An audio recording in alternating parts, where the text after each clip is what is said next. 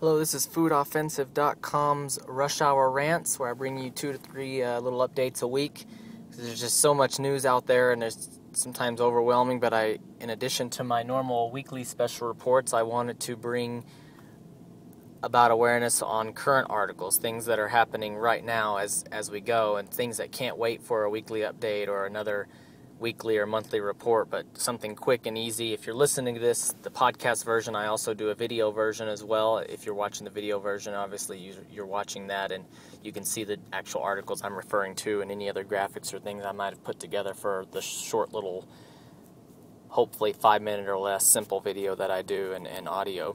But I wanted to cover today an article out of Think Progress. This is from the health section of Think Progress, because this is a health issue. It's talking about titled "California Puts Initiative to Label Genetically Modified Foods on the November Ballot." Now, this has been going around, of course, all of the blogs and sources that I look into, of course, they're covering this because this is a big deal. After almost 1 million signatures, the California Right to Know organization has been fighting for this, and they're able to get the signatures to get it put on the ballot, and it's going to be up for voting on the November 6th ballot. And this is just a state election, but I'll go into here in a second why that's important, even though it's just the state, and how that can transfer over to the rest of the nation. But the article points out that 20 other states have tried this, and it has not passed, despite studies that have been done. And it refers to one particular study in 2012 here this year, that it showed that 91% of the people, the Americans, wanted their food to be labeled as genetically modified. And maybe you've seen from my other videos or reports that Jeffrey M. Smith of the Institute for Responsible Technology, he's one of the biggest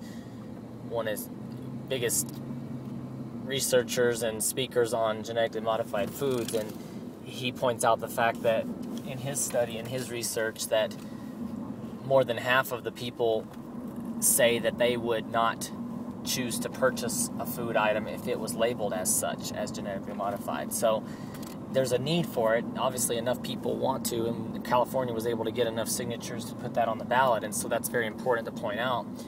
And also, the reason why it's important for California is because, as many have pointed out, the fact that as goes in California, as goes for the rest of the country, because it costs a lot of money.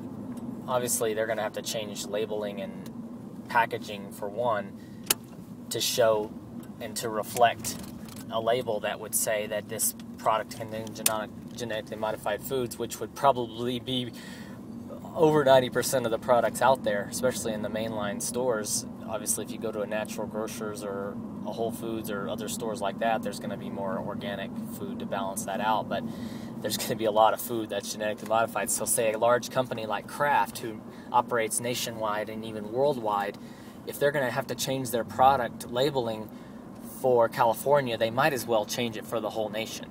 So I wanted to point that out, and that's why it's important. That's why everyone's making a big stink about this, that it's very important that the Californians vote this in, is because it will go for the rest of the nation, or at least they expect it will be, and I agree with that analysis.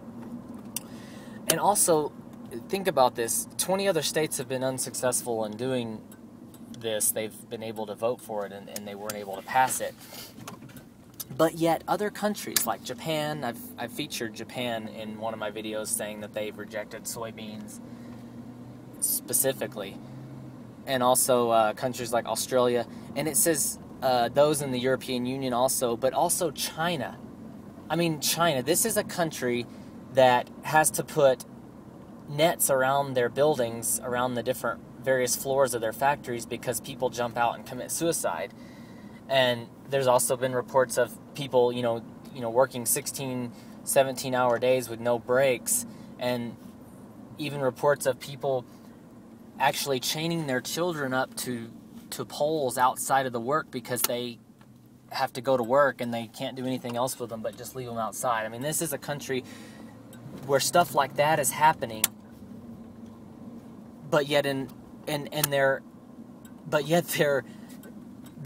they require a labeling against genetically modified foods, and yet America doesn't. I mean, what is wrong with us Americans? What is wrong with us that we would allow this to happen in a country like China has, required that they label it. So if you're in California, please vote on this, and if you're not, help push to, through justlabelIt.org and places like that, push to have labels, because we really need to, make it a lot easier for us to do that. And even a natural, when it's, quote, labeled natural, it can't be labeled natural. That's another stipulation of this. It can't be labeled natural if it has genetically modified ingredients in it. So it's very important for us. So that's all I have this week, or at least this particular Rush Hour Rant.